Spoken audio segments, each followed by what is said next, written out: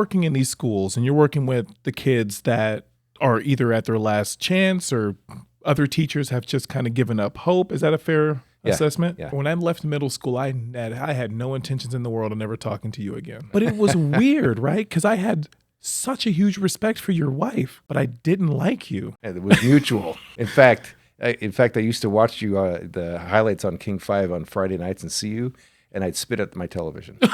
Oh my God. So that little fucking punk. The following podcast is a Frederick Films production, sponsored by the American Licorice Company.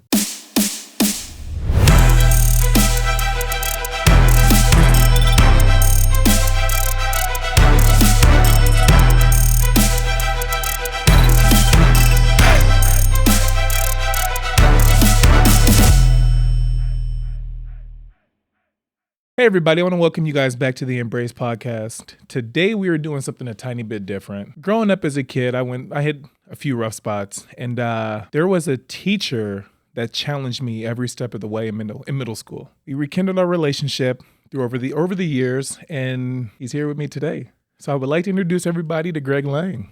How we doing? I'm great, Norris. I'm glad to be invited here. Thank you. I'm happy you came, man. We had some complicated times, huh? Yes, and it's always fun to recall them because as adults now we can laugh, but it wasn't quite so laughable at the time. Very true. I felt that you helped me grow at that early of an age. I realized early on that you weren't afraid of me, and I don't think I really liked that. Well, I worked with a lot of students who were in the same kind of behavioral category as I saw you in, but I wasn't afraid. I was more the thing I had the most fear of in working with students in who had more difficulties in life was how was I going to impact them? Because I'll tell you a quick aside. My very first year of school, I really lost it with one of my young ladies in class. Super rough life. Lived on the streets with her mom. Did what her mom told her to do, which wasn't always a pretty thing. And she was kind of lippy to me. So one day I literally lost it, like so loud that they could hear me down in the office. Wow. I didn't see her for 2 weeks. And I thought, oh my gosh, I've completely ruined this girl. Well, she came back and we made an arrangement, and she came to my class every day after that, and I helped her pass that year. I can't remember if I saw her again after that, but so I was always afraid I was going to get in that kind of situation again, because I was a fiery, passionate teacher. I mean, it showed. And it's effective, surprisingly. So we've known each other for quite some time, right? Yes, yeah. What's one of your toughest memories of me? I think it's not a memory of a specific thing, but you told me, you just said that you thought it was interesting that I wasn't afraid of you. Yeah. And I kind of think the same. You weren't afraid of me, but you sure weren't afraid to speak your mind either in class. And I thought, who is this little 12-year-old? It's like, just kind of got this very flippant attitude of, I don't care. Because that was one thing, and still is one thing in my career that I don't, it's not that I don't appreciate it from people, like lots of people who tell me they don't care. But when I hear that, it's like, how can I not tell you what to do, but how can I show you that I care, that you don't care? Right? Does that make sense? For sure. So what I saw from you was that you didn't care, and I wasn't quite sure how to reach you, and so there were points in time where I just lost my temper with you. And I think I remember specifically being out in the hallway once, and we were across the hall from Mr. Adams' room, and I think teachers came out of their as we were having our discussions, shall we say, and I'll tell you guys that the discussions with Norris were pretty high volume from both sides, Norris and myself. Like, why don't you care? And you're telling me what you needed to tell me. The teachers all came out and all closed their doors, but nobody told us to leave the hallway. Right. They knew we were working on something. So, 12 years old, man. Yeah. The weird thing is looking back on it now, I have a different appreciation for you as an individual because I know how challenging it was to be around me at certain points. I would love to sit here and make every excuse in the world. It was my home life. It was this, it was that. But I think I was just an asshole. Like when it all boils down to it. Let me. You and I talked outside about how this last year changed me. Mm-hmm. I'm 61. I was raised by a father who was fueled on rage, and Okay. he was a very wounded little boy. He didn't get the kind of attention from his parents he should have got. He had things happen to him in his life that were pretty tragic. He made a great man out of himself, but the basis of his life was that he was angry at the world. And he's still angry at the world at 89 years old. And I had that inside of me, and that dropped away from me this year. And I'm going to imagine, I've seen yours drop away from you as well. And we still have it when we need Got it. a little right? edge, yeah. But I also saw it drop away from you when you started to become successful and saw who you really were as a person in the world. And so I think that was, I won't say you were an asshole, but that engine of rage, we see it in society all over the place. But when you come face to face with it, it can be alarming. For sure. Because then that shows up as I'm not afraid of anything. Right. I'm an uncaged tiger here. So. Right. So one thing that stood out to me, and weirdly enough, it may not be that specific argument that you and I have, but I do remember standing in the hallway with you, us yelling at each other, and me telling you I'm not afraid of you. Yeah. I know you remember this. I wrote a 56-page thesis for my senior project in college. Yes. And it was the first time in my entire life that some of these things hit the paper from my thoughts and was projected out for everybody to see. And it was scary. I'll bet. But it wasn't scary for the reasons that people think. It was scary because I didn't know how people were going to look at me. When I left middle school, I had no intentions in the world of never talking to you again. I know. And it was mutual. In fact, I used to watch you the highlights on King 5 on Friday nights and see you, and I'd spit at my television. Oh my God. So that little fucking punk. It was a rocky start for us. Yeah. Did you ever think I'd be where I am today? I did not. What did you think my life was going to be like? I honestly, I didn't think you'd go very far. And it was because of how I remembered you and how I also was, the only place I ever saw you after that was on the basketball highlights. Mm-hmm. And you were a cocky basketball player. You're great. You're an amazing athlete, but you were a cocky basketball player. And like, he's not going far if he doesn't let people help him out. Right. Or if he doesn't figure out how to be with people. School was a challenge for me, man. Gosh. As you know. Yes. We spent a lot of time together in detention, in the classroom. I wasn't afraid of being yelled at. I wasn't afraid of being kicked out. I wasn't afraid of not being successful. I was afraid of what my life could have been, given the area of life that I was living in at 12 years old. Right. So when I would come to school, because there was a teacher named Mr. Reese. Yeah. Roger, right? Yeah. The little gray-haired. Mm-hmm. Yeah. I actually hated him in real life. Yeah, you weren't the only one. Right. But here's what I do remember. Out of all the hell that I gave you, you and Miss Barrett were the only teachers in that building that I trusted. So when he would kick me out of that room, there was no question that I was either showing up to your classroom or your wife's classroom. Yeah. I didn't really understand how to appreciate the comfort because I think the way that you showed up for me was something that I was familiar with, right? Yeah. You met me, and I talked to you about it earlier, you met me where I was at. Yep. So if I came to you with belligerent rage, you gave it right back, and I think that was comforting to me because that's what I was used to at home. Okay. I think it was Miss Barron asked me, she said, "Why are you having such an issue with this guy?" And I said, "I don't know. I really love computers. I really like his class." Yeah. And she walked me back up there and she asked what the issue was. And he blatantly said, "I just don't like him. I don't think he's going to go anywhere." Yeah. And at 12 years old, I mean, I can say I don't care all I want, but like it does something to you. Yeah. I guess I wanted to ask you, after all these years, why did you challenge me so much? Was it because it was in the job description or did you actually like care? I think teaching for me wasn't a choice. It was a complete gift from the universe. And all I've been is this sort of human instrument for something that's much bigger than all of us, right? To sort of work with kids. And so, but I also, as a human, didn't necessarily know how to care like I know now. Right? Mhm. I was about as raw as you were at that point in time. I was about 6 years sober, and my life had been I made my life really rough for the 15 years before that. And so I was still figuring stuff out for myself, but I was in my mid 30s. And so you look at me as a 12-year-old, he's an adult. He should know what the hell's going on. Right. I didn't know what was going on. For sure. I But- sure did. But I know that I always have treated my career of teaching as a gift, and I recognized that that early on, super early on, that I wasn't going to be as successful with the kids who didn't need my help. Right? Mhm. The kids who needed my help, they were the ones who showed up in my classroom. They didn't sign up for my classes. We didn't sign up for each other. We just kind of ended up together.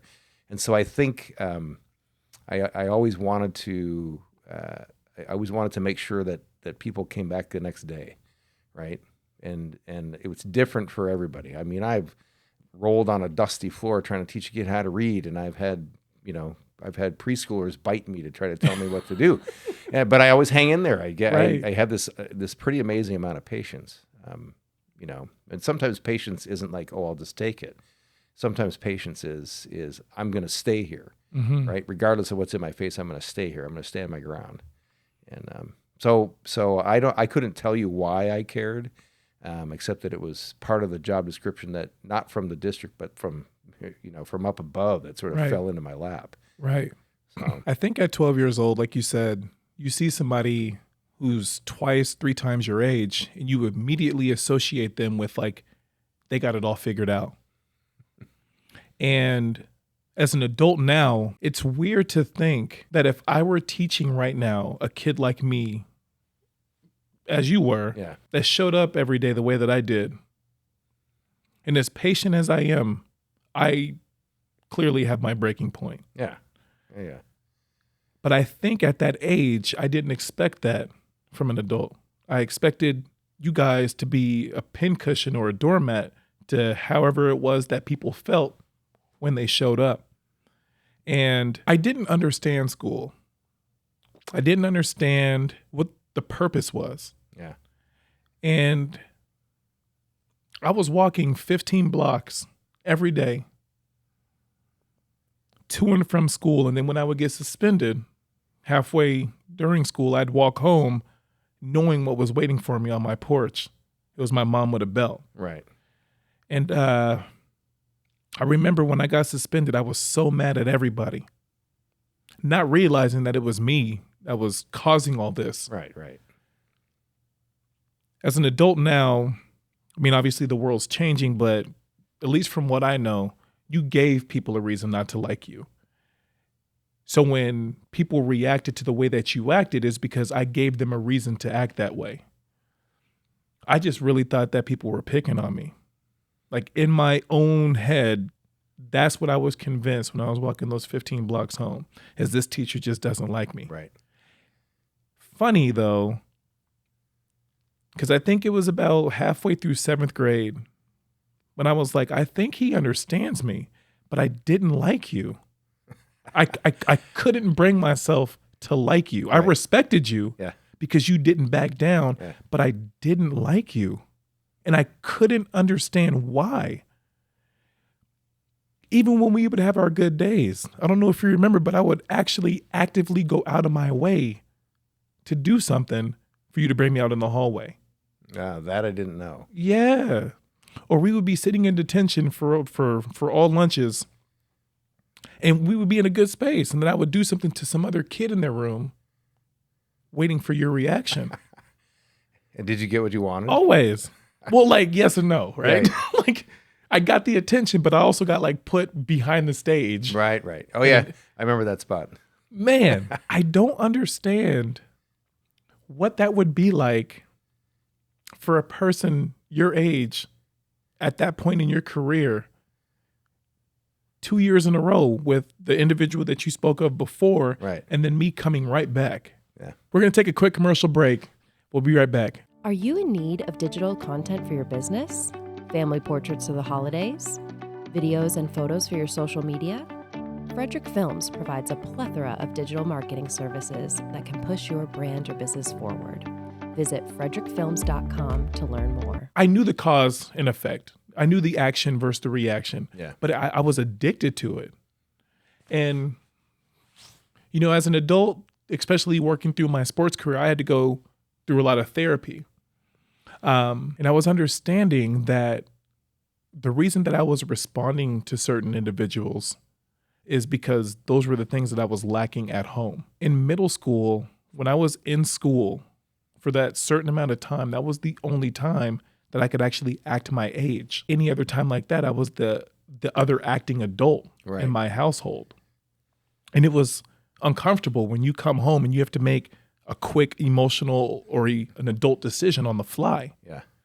And then you go to school and like responsibility kind of lifted, right? And you just get to be a teenager, a young teenager who's running around in circles in his head, right? Right. I mean, it's the way yeah. Was I a bad student, like academically? You know, I so rarely remember academics. Were you in my writing class? Yeah. So you were not a bad student because the material that I used was designed to trick kids into learning how to be a writer. And you didn't fail my class. I knew who failed my class. There was like two kids, and they would come in and they would literally sit there with their arms crossed, like daring me. And I'm like, hey, I don't have time to dare anybody. I got kids here who want to learn. Right. Want to sit there like a lump on a log. I get those kids every year, right? I'm like, I'm not going to tell you what to do. You're headed in a direction that's not backwards, it's forwards, right? You are determining your own path. And you asked what school is really all about. School is really all about getting you ready to walk out and become as productive of an adult as you can be, right? And the more you put in, the more you're going to get out. I was teaching preschool a couple years ago, and I told my principal, I said, I'm doing job preparation for these kids. He looked at me, he says, I guess you're right. I said, yeah, schedules and routines on time and all that kind of stuff. So yeah, you were. I have to imagine you were probably an average student in terms of output and effort. But you gave me better than I figured you were going to give me because of all the arguing we'd done when you were a year earlier. My family and I moved to the North End, to the Wedgwood area. Okay. In 5th grade, and I was just at a loss for words. I had never seen this type of environment ever in my life. Right. And I remember when I graduated 5th grade and went into 6th grade, I was terrified because some of these same people that we had moved away from before due to like gang associated neighborhoods, right, they were now back at that middle school. Jeez. I've never been to prison. I've never been to jail. But I remember being at lunch and it kind of felt like being on the yard. Yeah. Where there were certain areas that you could go versus areas that you couldn't go. Otherwise, you'd have to protect and defend. And right. I didn't like that. But I also remember being in a classroom and I didn't want to fit into some box of something that didn't associate with the Black community. Right. I'm trying to be as politically correct as I can. You could be out there if you want. I hated the fact that when I would enjoy school, other Black kids would treat me differently. Okay. Terry Hill, Kevin Tinsley, and there was one other kid. I fought those guys, Lardero. I fought those guys weekly because we came from different areas, different neighborhoods. Yeah. And Terry used to run with this guy, Eustace, and all three of us had Mr. Reese. I remember I walked in and recently the night before I had been at Children's Hospital. I had to stay the night because I had a terrible asthma attack. Yeah. And I went in and I was coughing. And Mr. Reese immediately kicked me out. Because you're coughing? Because I was coughing. Oh my gosh. And he said, why don't you just get out of my classroom? Yeah. So the three of us left. And I think I went by, you and your wife shared the classroom, right? Right. It was right across from his classroom, really close by. Yeah. Right. Yeah. I went by your classroom and I don't know if you guys were doing something, but the door was closed. And I remember thinking in my head, this is going to be the first day in my entire life that I've skipped a class. So we start walking out and I stopped And I was like, I think I'm going to go to in-house suspension. Hmm. And I didn't understand why. And they were like, what are you talking about? Let's go play basketball, yada, yada. And I was like, no. My mom is going to hear from this. So I knew to avoid even more trouble just to go there. Just to be in a little bit of trouble. Just to be in a little bit of trouble. Yeah. And when I went, it was like me turning myself in. Oh, interesting. I think that was a turning point for me. I think it was a turning point because like up until that point, before I moved to the North End, I had a principal at West Woodland Elementary School in 4th grade named Mr. Wells. He told me that I was going to be dead before I was 18 or behind bars by 16 because I was giving people so much hell. Right, right. And that has stayed with me to this day. And I didn't want that for me. I was going to say that almost always is a challenge that I hope kids will say, "I'll show you," Right. Regardless of what it is. I mean, become a truck driver, anything else, but don't. Yeah. And I have a super hard time with educators like that because they're a lot more common than I wish, but I never hear about them because they're not the educators that I hang around with. Would you say that an individual that would say that to a kid is kind of disconnected from the job? Yes. Okay. Yeah. Most effective way that a teacher can have a positive impact on a student is in some way, shape, or form, at least get to know one thing about that student. One thing, right? So that they can either deflect them, if it's a negative thing, deflect them towards the positive, or if it's a positive thing, they keep them moving forward, right? Mm-hmm. I think that educators who make those kind of statements, they don't really care. They're working for the system and not for the students. Right. So I know a bit about your personal life, but the viewers don't. So you hinted earlier, you actually said earlier that you were going through your own stuff. Yeah. What does that look like, having to work through your own issues and then have to embrace 20 or 30 different kids throughout the day, their issues? And how do you not get attached to certain individuals? And how do you compartmentalize? How do you not take the job home? That's a great question. And it's a hard one to answer because I think inevitably I take something home, and even if it's not conscious, there's a thought or two that'll, I'll think about somebody or something that happened in class. It's like, I hope that person's okay. Mm-hmm. And what I found is being able to continually to own the decisions I've made in my life, and then both positive and negative. But when I was living a hard life, I've got that experience, and I can relate to students who live that same hard life that I lived in a way that other kinds of teachers, who are a lot more sort of normal, right? They have no clue. So I can actually tell my story in front of the class, and I can let kids know that, hey, I've actually walked. Everybody says, yeah, I've been where you've been. So no, I've actually been where they've been, right? Right. I've been in the. Can I be blunt? Can I be blunt. okay? That's what we're here for. So I've sat and smoked crack in crack houses, and I never shot heroin, but I was an addict for 15 years, and it was trying to cover up all the pain of my own young life, right? I mean, when you gave me your thesis, I cried because I knew, right? Your mom did the best she could, but at a lot of times she was so into her own stuff. My parents were the same for a long time, so I know, pretty soon you're like, the only person that can take care of me is me. For sure. Right? So you do things that you think will take care of you. So I can relate to my kids because I've been that person, So 15 years doing hard drugs. Yeah, not hard drugs, but I smoked weed every day, drank almost every day. The last 3 years of my experience from the late 80s up until 1990, I was sitting in rock houses every night. How do you fund that? You know what? I was the weirdest thing because I could go to work in a suit and tie every day. So you were high functioning. I was high functioning. I was working a job every day, right, in some form or another. But what about don't you get withdrawal? Don't you go through the withdrawals or anything? Yeah, I never. I listened to my body enough to say I don't want to go any further than this. Right? Okay. So I always had limits, like lots of people do. Except lots of people don't listen to their limits. For sure. They just say more is better. I was like, more is not better for me. a resting heart rate of 180 is not a normal thing. Right. So you're like, nah, I don't want Gee to. I don't want whiz. to do this. Too much more. Mm-hmm. So, so when I got clean, and about a year later after that, I became a teacher. It was like I didn't get reminded of getting into my teaching career by people who were normal kids, right? Yeah. I mean, they were.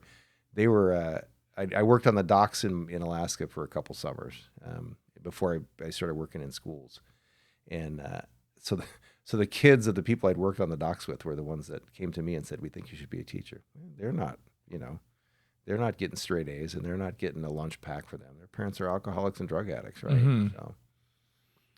So they figured me out in a heartbeat. No, for sure. And I guess the question is given your background and your past, especially with like the drug abuse, alcohol abuse, whatever the situation may be, what is it like for you now to see these younger students or younger kids come in with some of the same things that you had already fought past? Like, how do you have to have that type of conversation with these kids? Or I don't have the conversation necessarily. I allude to it. I don't tell them my story, but sometimes there's moments in time where it's time to put down the teaching and say, "Hey, look, I see people in here having struggles, and let me tell you about struggles, right?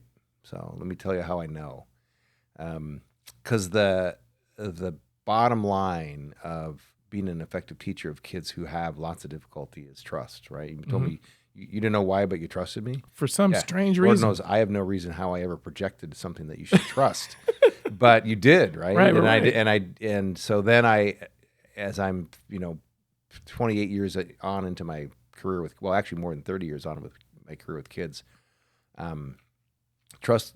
I can't ever break the trust, right? Even done it with my own kids, even in the rough patches in our family life. It's like I always want to be the adult who shows up every day and who tells as much truth as he can possibly tell, and doesn't run away, right?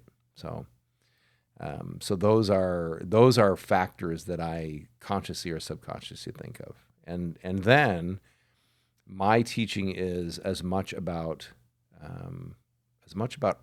when a student's in my class, we're not just working on the subject. It's always about some enmeshing of what's in this for your future, right? Like, why you ask, what is school for?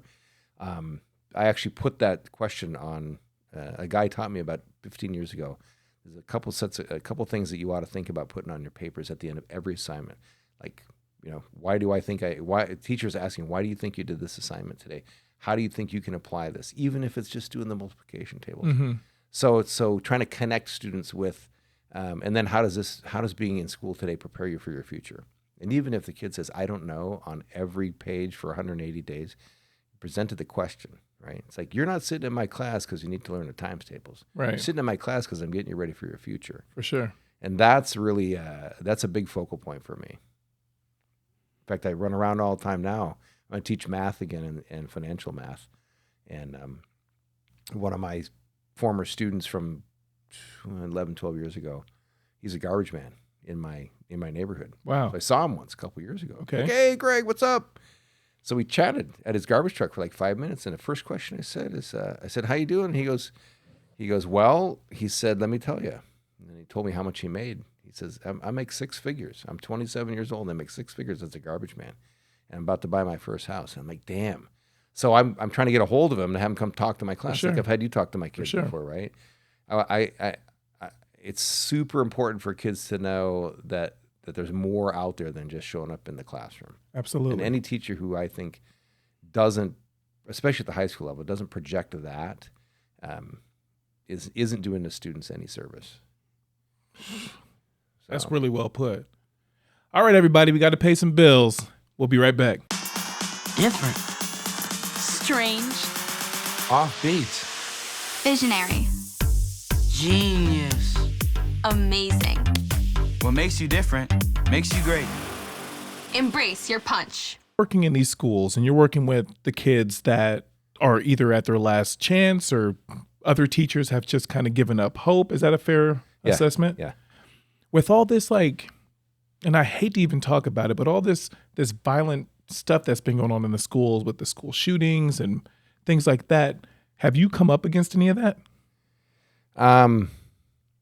I haven't. Well, I've come up a number of occasions with violence, either potential in my classroom or actually in my classroom. I mean, I've had pistols show up in my classrooms twice in my career that I know of, and I was always told after the fact because the students were trusting enough of me that they didn't feel the need to use them in my classroom. Thank God.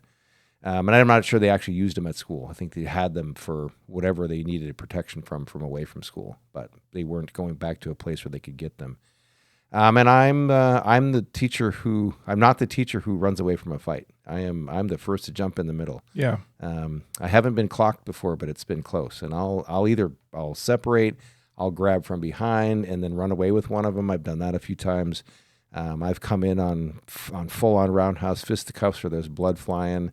I've got this last year I didn't have gang kids in my classroom, and it's been a few years, but other high schools I worked in, I've had gang kids walk in my classroom, and I'm like, you just got to check it at the door. That's it. And I ask them. I say, if I figure it out, I'll ask them. I'll say, are you gang affiliated? And usually they say, yeah. I say, so here's what you do. I said, in my class, we're all just my class. So you can check it. You can check it at the door, and you'll have no problems. And they usually figure out that I'm right pretty quickly. So, why do you show up? Why do you show up knowing what's on the other side of what these kids are dealing with? Like, why did you take it upon yourself? Because you got your own kids, you got your own family. Kids. Oh yeah. Why would you take it upon yourself? And I'm like asking just personally, sure, to jump in front of danger to protect kids that other people have already given up on. Like, why do you take that upon yourself? I got as much as I got neglected by my parents in the early years. I always saw from them that they reached out to the world with as true of everybody's an equal as they could. And they exposed me to some good stuff when I was younger in terms of who did they help out and how did they help them out. And they're always really proactive. And even in their old age, they're still really proactive about helping different communities around where they live. And so I think I discovered that that inactivity in the face of trouble can be dangerous. Right. Right. I mean, the choice is I stand back and wait for somebody else to show up. Well, what if, you've been around high school fights. It's not two boxers in a boxing ring. It's two kids in the middle of a big circle, right? For sure. What if that big circle explodes, right? So, but you know what? You talked about it before. There's a high degree of respect for an adult that'll jump in the middle of that. For sure. And there isn't a whole lot of trouble around my area after that. And I've never been around weaponry. Right. It's always fist fights. If it's weaponry, I might think twice, especially if they're pointing a gun at each other. Yeah, then I'm gonna just tell everybody to back away. But I've never seen that kind of stuff. How long have you been an educator? I got my first job in schools in September of 1990. Okay. But let me pause there. My first job in schools wasn't a teacher. I was a custodian in a middle school, and I was way overeducated. I had a master's degree. I was living in a little town in southeast Alaska, and again, it just kind of fell my way. And so I showed up, and because I felt like the Pied Piper some days. Kids would just come up and talk to me, right? Right. And later in my life, when I had my own kids, my kids at the grocery store, why do kids come and talk to you? They just come out of nowhere and talk to me. So I started feeling like, okay, this is okay working with kids. And then I told you about the dock workers kids coming, and actually they told me I should be a teacher. Right. And I worked with this guy one summer, and he was becoming a teacher. He said, you need to go back to college and get another degree. I said, how come? He said, because kids don't tell that to grown-ups. Most kids hate grown-ups. For sure. Right. So kids are telling you that, you got something going on. You better get back to school. So I followed his advice, and so yeah, I've been an educator now for 32 years. 32 years. Do you find it easier or harder to deal with a minority group? Like people that don't wear the same color skin as you, or are they just all students to you? Well, number one, they're all students to me. But I have found that it's not harder for me to work with non-white kids. I think, again, in presenting the environment that is my classroom, if you present an environment that's family or family oriented, and I don't know how I do that. There's trust amongst all the, and it sort of breeds this intermingling of trust. It just doesn't occur to me that people are different than me. And I'm kind of almost in there elbow to elbow with everybody. Because my job is to help them again discover what they can be successful at and how to move them into the future. And that success and future focus, it doesn't have any racial boundaries. Do you deal with racial stuff in your schools, like in your classrooms? Are students blatantly outward with what they don't like versus like trans, like? I'm trying to think. It's interesting with gender and sexual preference stuff. I have found 20 years ago it probably would have been different, but it wasn't as out in the open for all of us to sort of discuss and be. I find most kids in this generation, the adults have a whole lot more trouble with than the kids do. Right. I haven't had a whole lot of trouble with exposure, with kids. In fact, they want to get the pronouns right. They want to honor who everybody thinks they are and want to be as an individual. The biggest issue for me is when I have to apologize after I've called a they a she too many times, right? Right. Okay, you got to put $2 in a jar, and please forgive me. It's not on purpose. I'm sort of programmed this way, Right. and I'm having to deprogram myself. And I don't know. I think I got my start in Southeast Alaska, so there was already a lot of racial mingling going on there. And Native folks and Hispanic folks and Asian folks and white folks, and we were all just kind of in the same little melting pot. And that's the way it was when I grew up. And then in my teaching career, oh my gosh, my first classes were everybody in the same classroom. Back in the days of busing and forced integration, sure. It's like, oh hey, if we're all going to be here, let's all do something together. I don't know if it's changed now, but when I was in school, there was that bill that was passed, and correct me if I'm wrong, but it was the No Child Left Behind. Right. Is that still in effect? Well, the echoes of it are still in effect. Okay. And so for those who aren't aware, so the No Child Left Behind, actually, you probably do a better job explaining it than me. I don't know. It was essentially we I think the biggest thing that still exists is what they call it social promotion. Okay. So regardless of unless you egregiously don't, participate in the educational process, you're going to get passed along. But it was the biggest travesty that came out of all that is the standardized testing, the state testing, right? And there you see the differences just in home support. You can see it in the scores where kids go get home support or they're ignored by their teachers because he doesn't do well already, so I don't have to teach him too much. Right. I'm just going to sort of pass him along. So, how much talking goes in to teachers with kids? So like, if I was a troublesome kid and I'm going into 8th grade, or I'm going from 8th grade to 9th grade, is there something that follows me that teachers are aware of? Or do you guys have those conversations? This is going on your permanent record? Yeah. There can be, yeah. More often when there's a sort of succession of siblings.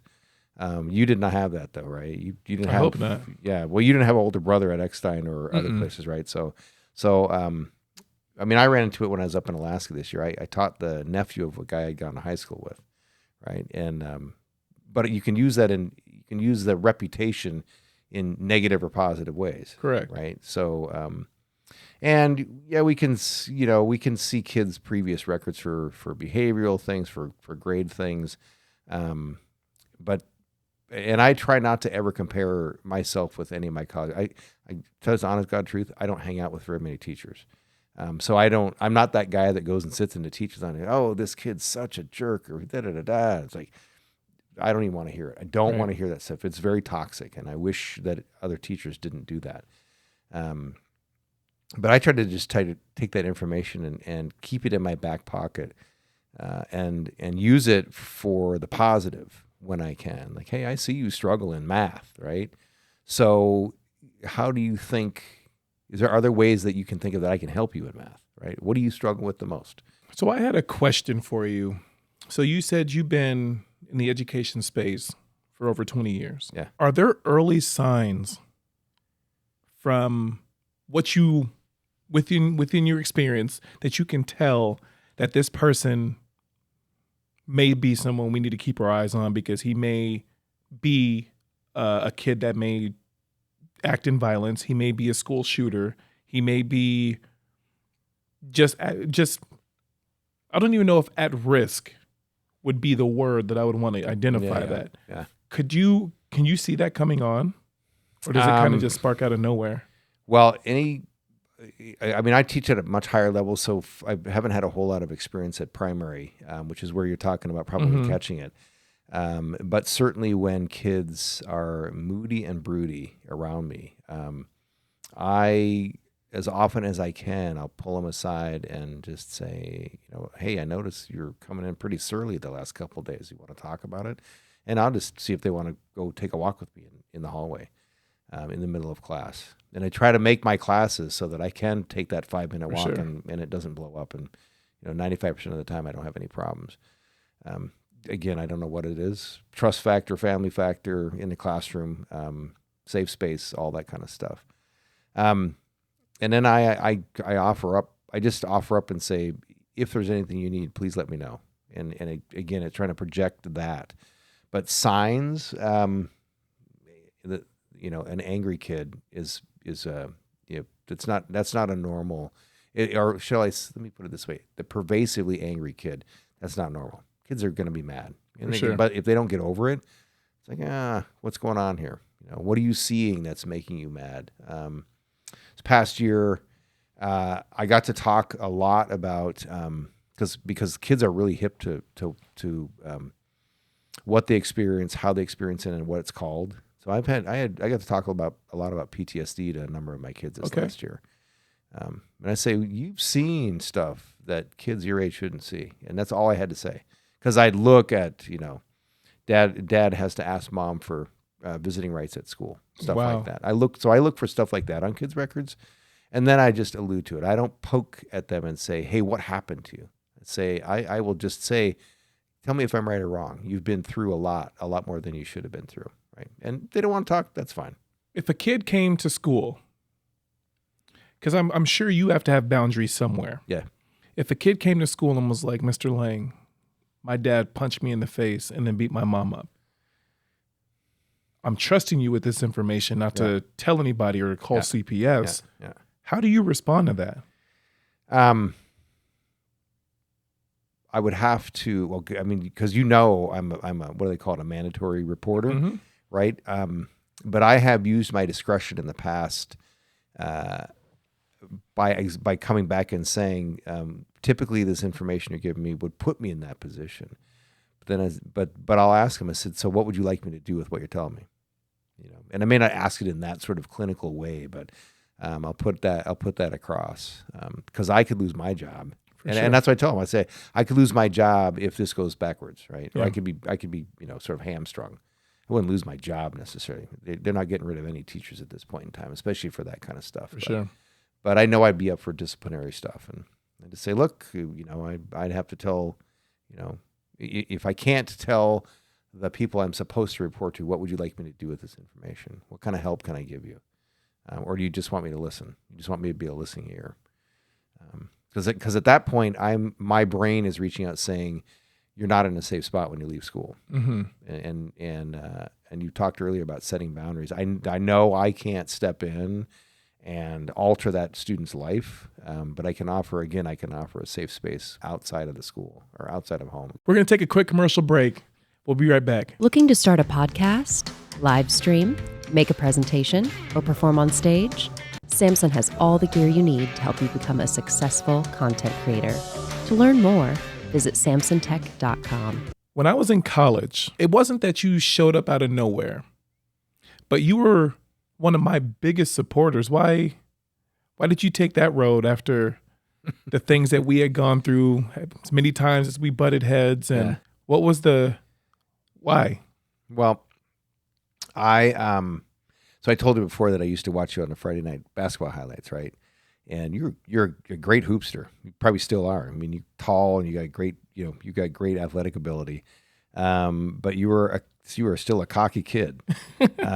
But when I was a track athlete when I was young. And so when I started seeing your name in the papers, as a track athlete, and not only that, but like having a high degree of success with just your raw talent, I was like, all right, he's found it, right? There was a voice in my head that said he's found his pathway to success, because you were not going to be allowed to be a crappy student anymore. Mm-hmm. If you were going to also, and you tasted success, and I knew you taste success, you're not going to toss it aside. You're like, No, I want never. more of that. I want more of that, right? And so as I watched you with your high school career, I still stayed on the sidelines. I could have contacted you through Roosevelt, but I chose not to. But when I got an invitation, and I was really happy for your success. And I think, did you go to Junior Olympics in between junior and senior year? Of course. I think I read about you in the paper. I was like, okay, damn, now he's really got it. He's on his pathway to success. So when I got invited to your classes, graduation ceremonies, I made it a point, and you remember this, right? Because I sought you out. I came and found you, and I made my apologies to you. I told you, I said, you were a brat, and you and I did not get along, and I'd spit at the TV when I'd watch you, but I want you to forgive me because you're going in a great direction. And it was just that was it. It was just that. And did I ask you where you were going to college? I believe so. Okay, so then I said, and at that point I said, well, I'm gonna come watch you, and from that point on, your success just continued to grow, and you grew and grew. I mean, Kai, you were 4-year All-American, Pac-12 champion, and one if not two events for multiple years. International accolades, all that kind of stuff, and I wanted my kids. Because I was basically a single dad at that point in time. Lynn was going off to be a principal. Mm-hmm. And it was perfect timing, right? Because we needed stuff to do on Saturday. So we come see you at the indoor meets. And, it was just a great thing for me to be able to have my kids meet one of my former students who was becoming very successful. Right. And I'm going to tell you were the talk of the van every time we went home. Because you spend time. You're always gracious with my kids. And I'm a sports fan too. Big time sports fan at heart, and so watching you, not having a clue about how you prepared, but watching you as a college athlete was a pretty amazing thing for me. I remember that the pinnacle of that period of your college period was when you called me, and I still kick myself in the ass every time I think about this. You called me from Eugene and said, "I'm here and I have tickets for you if you want to come down and watch me at the Olympic trials." And I was like, I was 3 ways from hell with family stuff, and I couldn't do it. But I wished I would have taken you up on that opportunity. I think, and I appreciate you saying that. I think without me having to say that, that was me showing my appreciation. You get, and I don't know if I've ever told you this, you get 2 tickets. One is for your coach, and then the other ticket is for your medic. And I was willing to sacrifice one or the other so you could see me shine in the light that I was given, right? Yeah. I think the reason that track meant so much to me is exactly what you said. I couldn't be all these other things if I wanted to do this. Yeah. And I've talked about this before. There were some extremely dark times. Oh, gosh. And as competitive and as active as you are, I mean, think about those days where you're out there riding your bike by yourself, right? There's nothing out there but your thoughts. Right. Those were what I was dealing with, but on a global scale. Yeah. I was sitting in my dorm room before a meet, and I almost wrote you an email or a letter because I knew you were going to be there, and I wanted to give it to you. I can't make this up. The only thing that I wanted to say was, I'm sorry, and this is for you. Because of what you represented, right? You didn't represent the struggle. You represented the outcome of what the struggle was. Yeah. You didn't represent discipline. You represented what adversity is going to be if I continue down this road. And I would love to sit here and tell you, like, when I got to college, it was a lot easier. It wasn't. Oh, gosh. Academics has always been a challenge. Yeah. But I think that preparation from 6th to 8th grade of seeing what it was actually like being one of the bad kids and what that road would lead to. You know how isolated and lonely it was sitting in the back of your stage? Yeah, and it was on purpose. Right. Knowing that I'm not going to get checked on. Right. Knowing that, like, I got to go out here and figure out a way to ask you if I can go to the bathroom without you yelling at me in front of everybody else. But, like, I knew that wasn't for me. Right. So I consciously thought about that even when I got to high school and college. Like, we're not going back to that. We are never going back to that. Had I known that forgiveness was on the table for both of us, my junior and senior year in high school, I would have been at your front door or at your classroom every single day, because there was one teacher at Roosevelt High School that I trusted. And weirdly enough, I put you guys through the same amount of hell. When I was being recruited, that was the most lonely time of my entire life, because I didn't know who to trust. All these colleges were telling me the same thing. Yeah. But only Mr. Barnes from Roosevelt was like, they can care less about you academically. They only want you for athletic purposes. Right. And that pill was so hard to swallow because I wanted the validation, right? I knew that I had the athletic stuff in the bag, but academics was always the challenging part. Yeah.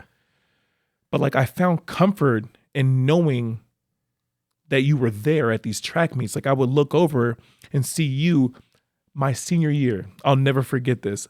And we even talked about it at the end of the track meet in front of the entire University of Washington team. I had jumped the furthest jump in the country, in the NCAA, and in the conference. Mr. Lange, when I landed in the sand, I heard you yell at the top of your lungs. Me personally didn't even know what happened. Yeah. I just know I didn't want to lose, and I know that I was losing, right? Yeah. And you started yelling to the point where I looked over and I just saw you jumping, and, like, I was like, what the hell just happened? And then you looked up at the numbers. They put that white flag up and looked at the numbers, and I was like, that jump, jump is what I talk about all the time. That was the jump that actually changed my entire life. Yeah. Why was it so ironic that you were there? You saw me at my lowest points. And the funniest thing, well, let me just intervene and then I'll let you finish. The funniest thing was I ran a ski bus, a school ski bus in the winter times, right? It just happened to be the one Friday night that ski school got canceled, was that night. And I'm like, oh man, I got to go see Norris, right? And so it was complete providence, right?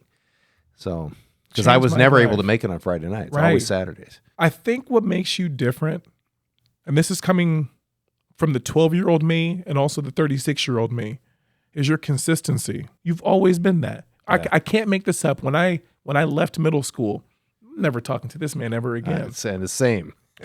But it was weird, right? Because I had such a huge respect for your wife. Yeah. Your wife would be like, hey, like, why don't you go get us ice cream or get the classroom ice cream at Safeway?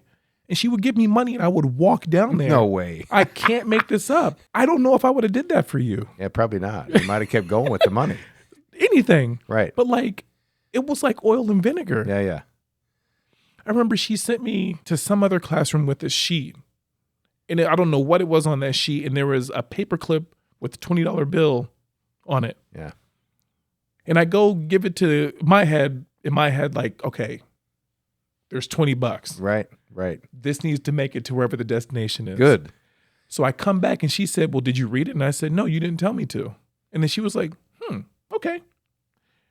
And then later on that class period, she was like, I can trust you with stuff. But she didn't know I didn't like to read. Ah, okay. Right? I was like trying to rack my brain when I first asked you if you wanted to be on this podcast, like, what was it that I didn't like about him? And I think I hated the fact that you didn't back down. I hated the fact that you were so consistent, because I spoke about this on the earlier podcast, but most men in my life left. Yeah. Like, they had a tendency of being like, yeah, I'll be back, and then See ya. Never. never going. Yeah. And then I had Yeah. to see you every day. Yeah. Every day. No days off. So even in high school, never told you this ever. Those days where I'd be pissed off or I would act up, I would go to the library, man. Wow. And I would pick up a book knowing that I wasn't going to read it, Yeah. but I would just look at it. And I would tell myself, I'm not going back to that desk in that auditorium Wow. or behind that stage. And then I also said, I know how this story ends. I'm going to be suspended day after day to the point where they're going to threaten me with expulsion, and then that's when I'm going to straighten up. So I said, how can I get in front of this before that happens? And that finally clicked sophomore year when I started running track. That, I don't know how you were like in my nightmares and also in my daydreams. It was so weird because I could hear some of the things you would say. I could feel the arguments in the hallway because I had arguments with other teachers in high school, but it wasn't the same. It was more so like, why are you doing this? Go to in-house suspension. Yeah. Yeah. No. It wasn't them telling me about myself. Right. It wasn't them showing up in a space like, if you hit me, we're going to fight. Yeah. Or get out of here, right? Yeah, Just yeah. leave. If you don't want to be here, just leave. It wasn't that. Yeah. So I didn't have that same respect. But like, I don't know. I mean, when I visited you at your other schools, I was proud of that. I was proud, and I wanted to shake some of these damn kids and be like, you don't know what you got right in front of you. Yeah. I was you. Yeah. I was exactly you. Just shut the hell up and listen. That's it. He's literally handing it to you, and he's probably going to be the only person in your educational life that's going to present stuff the way that you present it. So it was really hard when I would leave these speaking engagements talking to your class. I would sit in my car in the parking lot and be like, what the hell just happened? And why don't they get it? And then I'm thinking like, my buddy that came with me that day was like, bro, that was you. And it clicked. Yeah. I don't know what it is that you're doing with these kids, or I don't even know if you've become like numb or just forgotten how strong of a space that you provide for these kids to be nurtured and feel like they're heard. But like, whatever it is that you're doing, like, don't ever forget that. We're going to take a quick commercial break. We'll be right back. Different. Weird. Quiet. Mighty. Unstoppable. Incredible. What makes you different makes you great. Embrace your punch. I'm sure that there's teachers in the schools that don't like what it is that you do, or don't see you eye to eye, or Right. don't appreciate it. But like you said it yourself, like if some stuff pops off at the school, you know you're not the victim. Right. Like, you know they're not coming after you because of what you represent. I did take your writing class. And it's not that I was an exceptional writer. It's not that I was skilled at it. I just had a lot to say, but didn't know how to spell, didn't know how to form sentences, didn't know how to Right. do much of that. So that college thesis that you read, 56 pages. I was in the writing center 6 days a week at the University of Washington Dang. because I wanted that to represent everybody that had touched me to get to that point. I didn't want you to have a bad name. I didn't want my high school teacher that I liked to have a bad name. I didn't want my family. I wanted me to articulate every bit of my life, and I wanted it to be flawless. So when I sent it to you and you read it, I had these butterflies in my stomach. Like, what's he gonna think of me now, right? Like, how's he gonna see me now? Because I know what I was. Right. But there's one thing that you chose to do from the moment that I left, or the moment I walked into your classroom at 12 years old to the moment that I left, is you treated me to my potential and never to the moment. You would work me through these moments, and you never backed down. And when push came to shove, regardless on how I treated you, I knew that I could count on you, and I knew that you would show up for me. And 36 years old, I do want to say, I'm sorry for what it is that I put you through early on in your career. And I want to say thank you not only to you, but your family and your wife and 2 kids for accepting me as is, and accepting me as an adult and trusting me to go to your house with ex-girlfriends and carving pumpkins. And we still talk fondly of all that. We loved it when you came over. Man, I had never in my life thought that would be our relationship. Yeah. I remember the first time I went over, I'm like, I'm in my teacher's house. Like, who the hell does this? But it felt just as welcoming as your classroom did. That's good. Before we got on this podcast, you said that I was one of your success stories. And I think when I hear those words success, my ego asks me, what is this man talking about? The emotion that I get when you say success story is I get these butterflies in my stomach like, this feels good to hear. But the ego is the thing that's taking control and being like, why would he say this to you? After everything that you've done, after all the hell that you put him through. And I'm sitting here asking you stupid questions like, how do you compartmentalize? I know you took some of that stuff home because I was a headache. Yeah. I just don't understand. I mean, I appreciate it. Yeah. And I love the fact that you can look at me as that. I just don't know if I deserve to be called that given the status of where we were at that time. I'll give you the medium length answer. So we've known each other now for 24 years, right? Mm-hmm. So out of all that period of time we've known each other, there were only 4. There were 2 years when we were together, and 2 more years when we were at odds, right? I mean, didn't like each other very much, and like I said, I had transformation's a big word in my experience level right now, and we had a transformation on my part at least, and you at the same time you had your transformation from like you said, you had that aha moment of discovering your track talents, and I saw that. To me, we've gone forward 20 years from there, and we've had nothing but positivity since then. Even though we didn't connect for 2 more years after you got started with your track career, 2.5 years. So I've learned something about life is that when you've got we all have pain in our life, right, from the past, and I used to live in that pain. That's where I told you about coming from where I was a year ago with my wife. Because I was living in the pain. Well, I recognize that instead of living in the pain, I can recognize that the pain I've experienced, it was in a moment, right, or a period of time.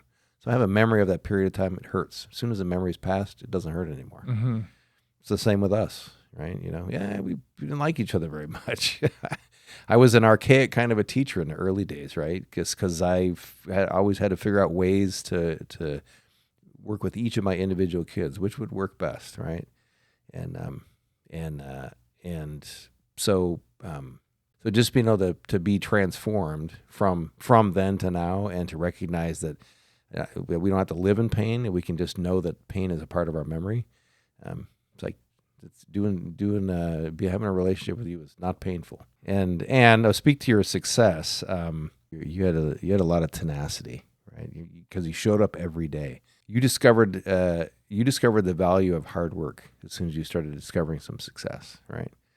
You had to practice harder, right? Your coach is looking at you like, you got all kind of natural talent. You can go farther if you practice, right? So practice is a big one.